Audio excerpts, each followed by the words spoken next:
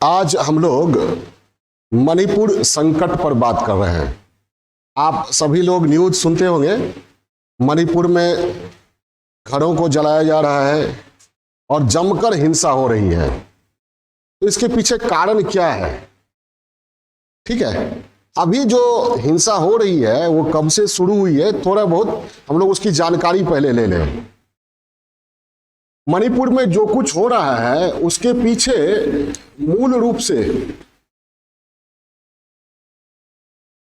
दो समुदायों के बीच, दो मुख्य समुदायों के बीच हितों का टकराव है। एक आदिवासी समुदाय और गैर आदिवासी समुदाय। ठीक है, तो ये जो है उसको कहा जाए मणिपुर संकट का कारण क्या है, तो सिंपल है, कारण जो है हितों की टकराहट है। हितों की टकराहट। आदिवासी एसटी बनाम गैर एसटी, जनजातीय समुदाय बनाम गैर जनजातीय समुदाय, आदिवासी बनाम गैर आदिवासी। ठीक है, तो यहां एक समुदाय है जो वहां के बहुसंख्यक समुदाय हैं, मैतेई। कौन? मैतेई। इन्हें अनुसूचित जनजाति का दर्जा प्राप्त नहीं है। इन लोगों का कहना है कि 1949 में 15 अक्टूबर 1949 को जब भारत में मणिपुर का विलय हुआ तो उससे पहले हमें अनुसूचित जनजाति का दर्जा प्राप्त था और अनुसूचित जनजाति का दर्जा प्राप्त होने के कारण जो भी लाभ मिलना चाहिए वो हमें मिल रहा था, लेकिन बाद में यह दर्जा खत्म हो गया। अब हमें जो लाभ मिलना चाहिए वो मिल नहीं रहा है और हमें हमारी ही भूमि, हमारी पैतृक परंपराओं, विरासत से वंचित किया जा रहा है। ये मैतेई समुदाय का तर्क है। हम यहाँ के मूल निवासी हैं। किनका तर्क है? मैतेई। अभी ये क्या है, आदिवासी समुदाय में इन्हें मान्यता प्राप्त नहीं है, अभी ये गैर आदिवासी समूह है। क्या है? गैर। तो मैतेई बनाम अभी जो संघर्ष है वो किसके किसके बीच? मैतेई जो क्या है, गैर आदिवासी है, मैतेई बनाम आदिवासी जनजाति है। जनजातियां, वहां की जो जनजातियां है, और जनजातियां में मुख्य है कुकी और नागा। तो कह सकते हैं मैतेई समुदाय का संघर्ष किससे? कुकी और नागा से, और दोनों के बीच हितों की टकराहट का परिणाम वर्तमान में मणिपुर में संकट के रूप में दिख रहा है। अब मैतेई समुदाय मांग कर रहे हैं किस चीज की? अनुसूचित जनजाति का दर्जा प्राप्त करने की मांग कर रहे हैं, वर्षों से मांग कर रहे हैं। इसके लिए इन्होंने बना रखी है अनुसूचित जनजाति डिमांड मांग समिति बना रखी है। क्या बना रखी है? अनुसूचित जनजाति डिमांड कमेटी बना रखी है। और यह कमेटी जो है विगत 10 वर्षों से, 10-12 वर्षों से अभियान चला रखा है। किस चीज का? कि मैतेई समुदाय को अनुसूचित जनजाति का दर्जा दिया जाए। और इसके लिए ये लोग हाईकोर्ट गए, मणिपुर हाईकोर्ट, उच्च न्यायालय गए। ठीक है, और उच्च न्यायालय में इन्होंने अपना तर्क दिया कि हम मूल निवासी हैं, 1949 से पहले हमें अनुसूचित जनजाति का दर्जा प्राप्त था, अब इससे वंचित कर दिया गया, इसलिए हमें अनुसूचित जनजाति का दर्जा दिया जाए। हाईकोर्ट ने 19 अप्रैल 2023 को 19 अप्रैल 2023 को मणिपुर स्टेट गवर्नमेंट को ऑर्डर दिया कि मैतेई समुदाय को अनुसूचित जनजाति का दर्जा देने की सिफारिश केंद्रीय जनजातीय मामलों के मंत्रालय को भेजा जाए। यानी हाईकोर्ट ने मान लिया क्या कि मैतेई समुदाय को आदिवासी या जनजाति का दर्जा दिया जाए, और राज्य सरकार को कहा क्या? स्टेट गवर्नमेंट को निर्देश दिया क्या कि केंद्र सरकार को सिफारिश भेजा जाए। किसको? सेंट्रल गवर्नमेंट को। किस चीज के लिए? मैतेई समुदाय को अनुसूचित जनजाति का दर्जा देने के लिए सिफारिश किया जाए। तो जो गैर आदिवासी थे उन्हें लगा कि अगर इनको जनजातीय दर्जा दे दिया जाता है तो फिर हमारे हित जो है असुरक्षित हो जाएंगे। ठीक है, हमारे हित असुरक्षित हो जाएंगे। क्यों ऐसा इनको लगता है उस पर हम लोग बात करेंगे। फिलहाल जब ये लगने लगा कि मैतेई समुदाय को अनुसूचित जनजाति का दर्जा मिल जाएगा तो आदिवासी भड़क उठे, कुकी और नागा। और इसी क्रम में 3 मई को, कब 3 मई को all tribal student union of Manipur, कौन, all tribal student union of Manipur ने आदिवासी एकता मार्च निकाला। क्या निकाला? आदिवासी एकता मार्च निकाला। और इसी दौरान इनका झड़प मैतेई समुदाय से हुआ और प्रशासन से भी हुआ और फिर संघर्ष आरंभ हो गया। और फिर अफवाह का तो पंख होता है, पूरे मणिपुर में मैतेई बनाम कुकी नागा दंगा भड़क उठा। और दंगा भड़क उठा, स्थिति काफी गंभीर हो गई। राज्य सरकार ने केंद्र सरकार से आग्रह किया और केंद्र सरकार ने अनुच्छेद 355 के तहत राज्य की सुरक्षा व्यवस्था में अपना हस्तक्षेप किया। असम राइफल्स और सीआरपीएफ वगैरह को वहां पर तैनात किया गया। ठीक है, पहले भी मणिपुर में आफस्पा लागू था 1980 से ही। और अब वहां पर आप लोग जानते ही होंगे, शूट एट साइट का ऑर्डर दिया गया है, दंगाइयों को जहां देखो वह गोली से उड़ा दो।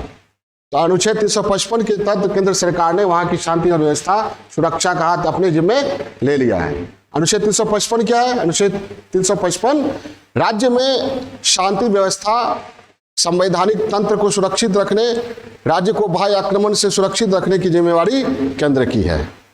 ठीक है, अनुच्छेद 355। अनुच्छेद 355 जो है अनुच्छेद 356 का आधार होता है। ठीक है, तो अनुच्छेद 356 लगने की अभी कोई संभावना नहीं है, क्योंकि मणिपुर में किसकी सरकार है? भाजपा की सरकार है और केंद्र में भी भाजपा की सरकार। तो केंद्र की सरकार नहीं चाहेगी कि अपनी ही सरकार को गिराए। ठीक है, तो लेकिन अनुच्छेद 355 लागू है। 355 क्या? अनुच्छेद 355 राज्य को बाहरी आक्रमण, आंतरिक अशांति से सुरक्षित रखने की जिम्मेवारी केंद्र की है। राज्य में संवैधानिक तंत्र सुचारू रूप से चलता रहे, यह सुनिश्चित करने की जिम्मेवारी केंद्र की है। ठीक है, तो आर्टिकल 355 लागू हो चुका है कहाँ? मणिपुर में।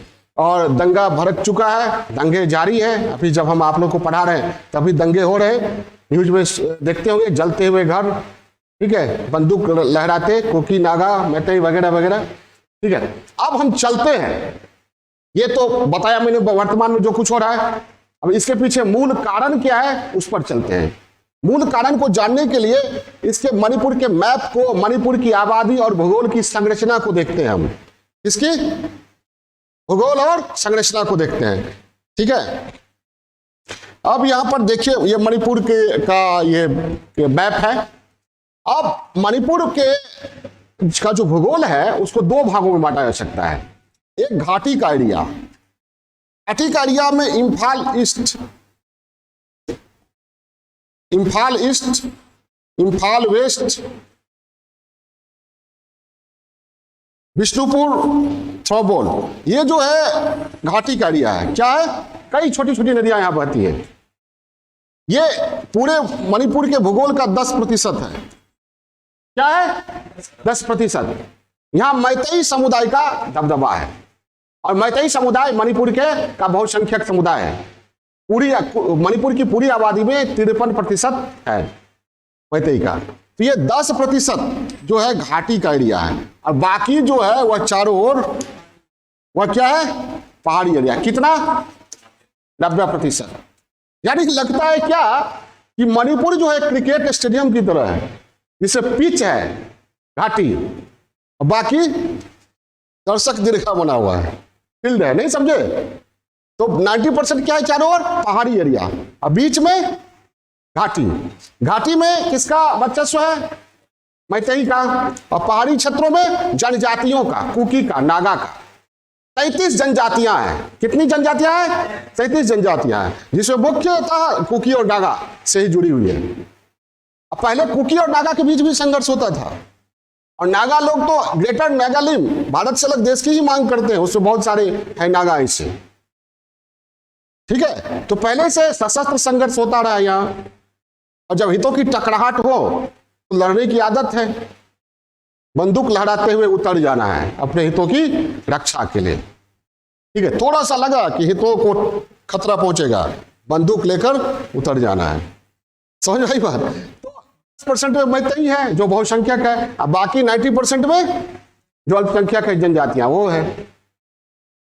तो आर्टिकल 371C के तहत, भारतीय संविधान के आर्टिकल 371C के तहत जनजातियों को, यहाँ की जनजातियों को स्पेशल कॉन्स्टिट्यूशनल प्रिविलेज, विशेषाधिकार मिला हुआ है। ये जनजातियां पूरे मणिपुर में कहीं भी बस सकती हैं, घाटी में भी आकर बस सकती हैं, लेकिन मैतेई जो है वो पहाड़ी क्षेत्रों में, जनजातीय क्षेत्रों में जमीन लेकर सेटल नहीं हो सकते हैं। यानी 90% क्षेत्र से मैतेई क्या है? वंचित है। जो पहले से बसे हुए, ठीक है, जमीन लेकर बस नहीं सकते हैं। अब मैतेई का कहना है कि मूल निवासी हम ही हैं, हमें अनुसूचित जनजाति का दर्जा भी प्राप्त था 1949 से पहले, और हम पहाड़ी क्षेत्र जो 90% है वहां जमीन लेकर बस नहीं सकते, हमारी भूमि पर हमें वंचित किया जा रहा है। ठीक है, इसलिए हमें भी शेड्यूल ट्राइब का दर्जा दिया जाए। अब ये आदिवासियों का क्या कहना है कि अगर इनको दे दिया गया तो ये रसूख वाले लोग हैं, राजनीति में भी इनका दबदबा है। 60 में से 40 विधायक मैतेई के हैं, राजनीति में दबदबा है, पढ़े लिखे हैं, संपन्न है, तो जहां तहां ये जमीन खरीद कर पहाड़ी क्षेत्रों में क्या हो जाएंगे? हावी हो जाएंगे, तो हमारा हित असुरक्षित हो जाएगा। किसको खतरा है? आदिवासियों को। मैतेई का कहना क्या है कि हम 10% में सिमटे रहे, हमारा ही एरिया, ठीक है, और हम ही को बाहर किया जा रहा है। और बाहर से पड़ोसी राज्यों से, म्यांमार से जो जनजातियां आ रही हैं, ठीक है, उनकी आबादी बढ़ रही है और हमारी पहचान को खतरा है। ठीक है, तो ये दोनों के बीच संघर्ष है। क्लियर है? ठीक है, ये तो आबादी, भूगोल जो है वो 2 भागों में बटा है, घाटी और पहाड़ी एरिया। घाटी में 2238 वर्ग किलोमीटर लगभग है, 20,089 वर्ग किलोमीटर पहाड़ी एरिया है। कुल मिलाकर 22,000 वर्ग किलोमीटर मणिपुर का क्षेत्रफल है। क्लियर है? बहुसंख्यक कौन है मणिपुर में? मैतेई 53% के लगभग है, जनजातियां 40% के लगभग। 33 जनजातियां हैं, जिसमें मुख्यतः कौन है? नागा और कुकी। ठीक है, तो झगड़ा मैतेई बनाम कुकी नागा, आदिवासी बनाम गैर आदिवासी, जनजातीय समुदाय बनाम गैर जनजातीय समुदाय। तो मणिपुर संकट का मूल कारण क्या है? मैतेई समुदाय और यहाँ की जनजातीय समुदायों के बीच आर्थिक, राजनीतिक, सांस्कृतिक हितों के बीच टकराव। यही आर्थिक टकराव है। क्या लग रहा है आदिवासियों की बस जाएगा, जमीन छीन लेगा, जंगल छीन लेगा? आर्थिक टकराव है, राजनीतिक टकराव है। राजनीतिक वर्चस्व है पहले से ही, और वर्चस्व स्थापित हो जाएगा, जनजातियों को खतरा लग रहा है। पहचान, सांस्कृतिक टकराव है। मैतेई कहता है हमारी सांस्कृतिक पहचान पूरे मणिपुर से है और हमें घाटी में ही सिमट कर रख दिया गया है। ठीक है, तो मणिपुर संकट का मूल कारण क्या हो गया? आदिवासी समुदाय और गैर आदिवासी समुदाय के बीच आर्थिक, राजनीतिक, सांस्कृतिक, सामाजिक हितों के बीच टकराव। अगर लिखने के लिए आए मणिपुर संकट क्या है, तो मणिपुर संकट का संबंध मणिपुर में समुदायों के बीच हिंसक संघर्ष से है, और यह हिंसक संघर्ष आदिवासी समुदाय और मैतेई समुदाय के बीच आर्थिक, राजनीतिक, सांस्कृतिक हितों की टकराहट का परिणाम है। क्लियर है? मैप से समझ गए? अब एक बार बोर्ड वर्क कर लें। ये हो गया। अब हम लोग चलते हैं, थोड़ा सा बोर्ड वर्क कर लें। आबादी और भूगोल वो देख लें। किसकी? मणिपुर की। 2 एरिया है मुख्य, कौन कौन? घाटी बनाम पहाड़ी। घाटी में कितनी टोटल कितनी इनकी वर्ग है? 22,000 स्क्वायर किलोमीटर लगभग। घाटी 2238 है ना, 2238 वर्ग किलोमीटर। और ये 20,082, यही है ना लगभग। ये कितना हुआ? 10%। ये कितना हुआ? 90%। इसमें किसका वर्चस्व है? मैतेई। इसमें शेड्यूल ट्राइब्स, आदिवासियों का। कितने आदिवासी हैं? 33। ठीक है, जिसमें मुख्य कौन है? कुकी, नागा। ये क्या है? हिंदू, एक धार्मिक टकराव भी। और ये ईसाई है। अब भारतीय संविधान के अनुच्छेद 371 सी के तहत विशेषाधिकार मिला हुआ है किसको? संवैधानिक विशेषाधिकार किसको? विशेषाधिकार एसटीज को मिला हुआ है।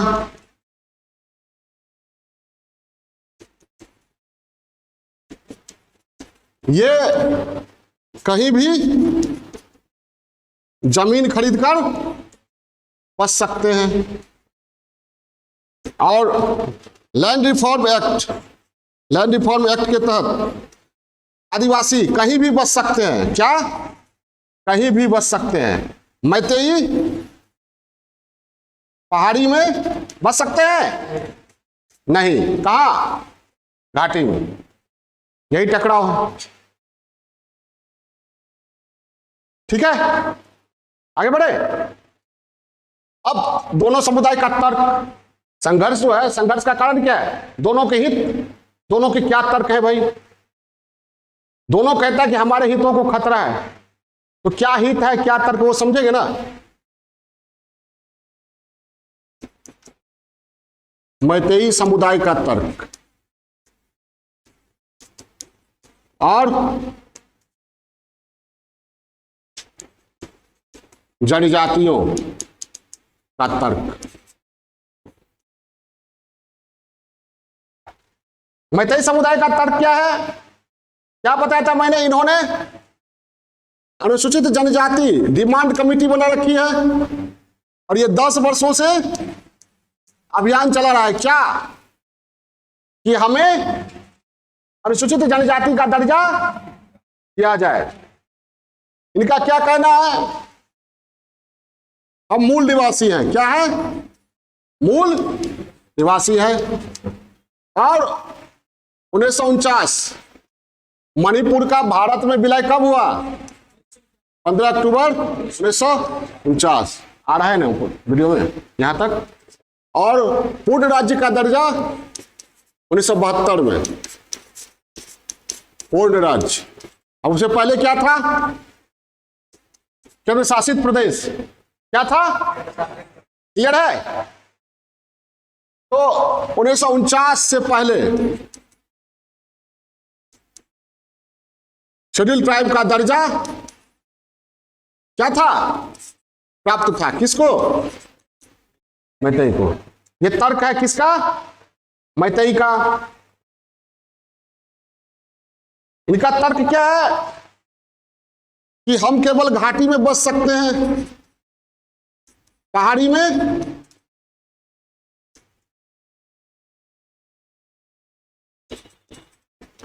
नहीं। जबकि हम क्या हैं? मूल निवासी हैं। हमें हमारी विरासत से वंचित किया जा रहा है। यह मामला, इनका कहना है कि हमको शिक्षा और नौकरी में उतना नहीं चाहिए आरक्षण। एसटी बनने से आरक्षण मिलेगा, उससे हमको उतना लेना देना नहीं है। हमारी भाषा, संस्कृति, परंपरा, विरासत से हमें बेदखल किया जा रहा है। हमारे लिए किसका मामला है? मैतेई का क्या कहना है कि हमारी पहचान, हमारी संस्कृति, हमारी जमीन, मतलब पूरा मणिपुर हमारा था, हम मूल निवासी थे। से को खतरा, ये मामला इसका है। ठीक है, इसलिए हमें क्या दिया जाए, एसटी का दर्जा दिया जाए। ये भी कहना है कि पड़ोसी राज्यों से जनजातियां आकर बस रही है, धीरे धीरे हम अभी बहुसंख्यक है, बाद में अल्पसंख्यक हो जाएंगे और घाटी में ही केवल 10% एरिया में रहेंगे। क्लियर है? जनजातियों का तर्क क्या है भाई? अच्छा, ये मैतेई समुदाय का कितना है, 60 MLA में 40 MLA, और ये मणिपुर में संपन्न शिक्षित लोग हैं। कौन? मैतेई हिंदू हैं।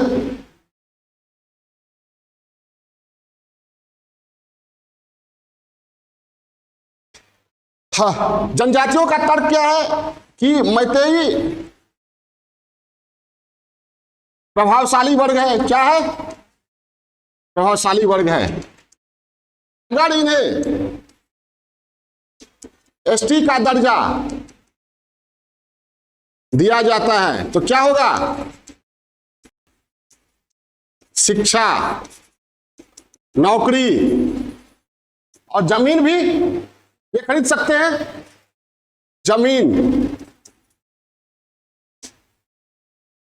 जमीन पर इनका वर्चस्व स्थापित होगा, हो जाएगा। ठीक है, जमीन भी, क्योंकि तब क्या हो, ये खरीद सकते हैं ना पहाड़ी एरिया में। समझ में आई बात? वर्चस्व स्थापित हो जाएगा। हमारे हित सभी जगह खतरे में पड़ जाएंगे। क्या? खतरे में। ठीक है, और राजनीति में इनका प्रभुत्व है ही। किसका? मैतेई का। 60 MLA में से कितना MLA है? 40, और इनका 20 MLA है। किसका?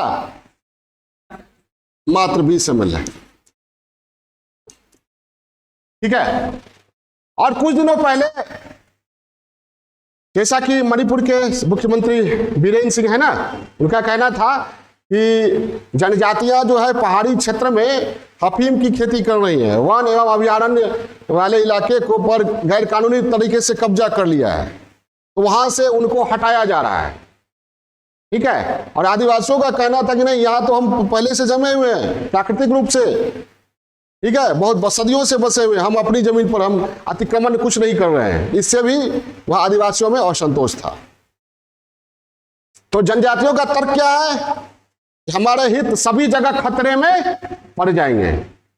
इसलिए जब हाईकोर्ट ने ऑर्डर दिया कि अनुसूचित जनजाति का दर्जा मैतेई समुदाय को दिया जाए और इसके लिए राज्य सरकार केंद्र सरकार से सिफारिश करे, तो क्या हुआ?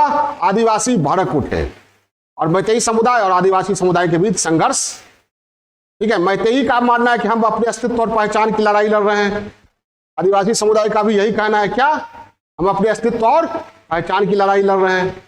अब यहाँ नगा जो है, इन्हें विदेशी नगा जो है यहाँ ग्रेटर नगालिम की मांग करते हैं। पृथकतावादी तत्व नगा लोगों में पहले से मौजूद है। तो कहा जा सकता है कि इसमें बाहरी शक्तियों का भी हाथ है। मणिपुर को अनस्टेबल करने में विदेशी शक्तियों का भी, जो नहीं चाहते कि भारत में अस्थिरता रहे, उनका भी हाथ हो सकता है। समझ आई बात? तो ये पूरा मामला है किसका? मणिपुर का। कोई दिक्कत? अब आइए, लिखने के लिए अगर आ जाए कि मणिपुर संकट क्या है, बता दिया। मणिपुर संकट का संबंध वहां समुदायों के बीच चल रहे हिंसा से है, और हिंसा का कारण आदिवासी समुदाय बनाम गैर आदिवासी समुदाय के बीच हितों की, आर्थिक, सांस्कृतिक, राजनीतिक हितों की टकराहट का परिणाम है। तो यह है कारण। पूछा जाए आपसे, क्या कारण है मणिपुर संकट का? संकट का कारण तो दोनों के हितों की टकराहट। दोनों के बाद मैतेई का क्या तर्क है और आदिवासियों का क्या तर्क है, वो लिख देना है। दोनों समुदाय के तर्क और दे देना है। सांस्कृतिक टकराव क्या है? मैतेई को लग रहा है हमारी पहचान, हमारी संस्कृति खतरे में, आदिवासियों को भी लग रहा है हमारी संस्कृति, हमारी पहचान खतरे में। आर्थिक टकराव है, मैतेई को लगता है हमारे जमीन से ही हमें ही वंचित किया गया, हमारे संसाधन से 10% में ही हम कर सकते हैं कुछ, 90% पर जनजातियां हैं। जनजातियों को लग रहा है कि अगर मैतेई को जनजातीय दर्जा दे दिया जाए तो जमीन खरीद लेंगे और सब जगह हावी हो जाएंगे। आर्थिक टकराव है, राजनीतिक टकराव है। पहले से मैतेई प्रभुत्वशाली है और जनजातीय दर्जा दे दिया जाए तो इन्हें लगता है कि राजनीति में और भी ये मजबूत हो जाएंगे। ठीक है, और कारण क्या है? बाह्य तत्वों का प्रभाव। जैसे नागा क्या मांग करते हैं? ग्रेटर नागालैंड। मणिपुर का जब भारत में विलय हुआ तभी से वहां पर छोटे छोटे बहुत सारे गुट जो भारत में मणिपुर के विलय का विरोध करते रहे हैं। कभी वो भारत के साथ शांति समझौता करते, कभी शांति समझौता का उल्लंघन कर देते। ऐसे भी कुछ गुट हैं। ग्रेटर नागालैंड की मांग करने वाले गुट भी हैं। तो उनको तो मौका चाहिए क्या राज्य को, भारत को अस्थिर करने का, और ये मौका मिल गया उन्हें। तो बाह्य तत्वों का भी प्रभाव है।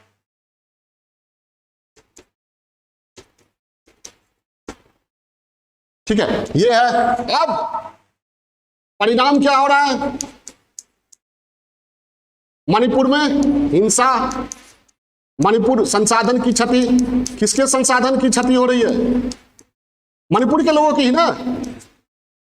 मणिपुर में जो विकास होता है, विकास क्या हो रहा है? अवरुद्ध हो गया है।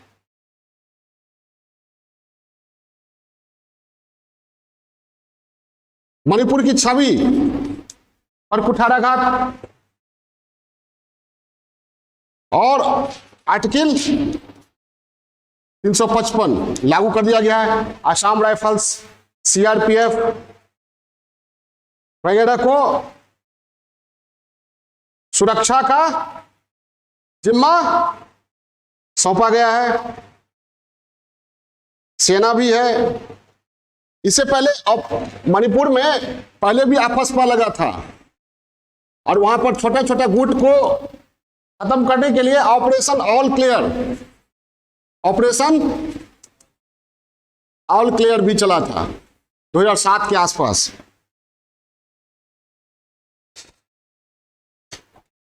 अब मणिपुर संकट का हम लोग देखते हैं समाधान क्या होगा, समाधान कैसे होना चाहिए, क्या होना चाहिए। ठीक है, जो आदिवासी है वो कोई बाहर के तो है नहीं, हमारे ही समाज के अंग हैं। तो एक बैठक होनी चाहिए। क्या होनी चाहिए? सभी राजनीतिक दलों का समाधान कैसे होगा। एक समाधान तो यही है, आर्टिकल 355 का क्रियान्वयन, ताकि दंगा, आंतरिक अशांति पर काबू पाया जा सके। और इसके तहत सेना, सीआरपीएफ, असम राइफल्स को तैनात कर दिया गया है। स्थिति काफी हद तक नियंत्रण में है, लेकिन केवल बंदूक के सहारे, ताकत के सहारे समस्या का समाधान संभव नहीं है। तब क्या होना चाहिए? सभी समुदायों के बीच के जो राजनीतिक दल हैं उनका सर्वदलीय सम्मेलन हो।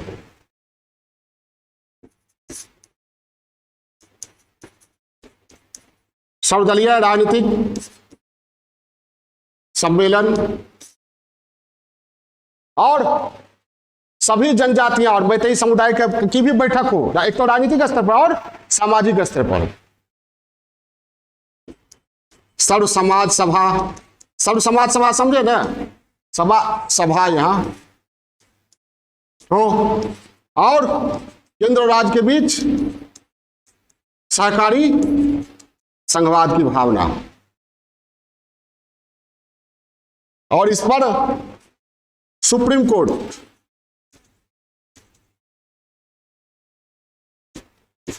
के निर्णय को सर्वमान्य रूप से स्वीकार कर लिया जाए। तो इन सभी पहलुओं पर पहल करते हुए मणिपुर संकट का समाधान संभव है।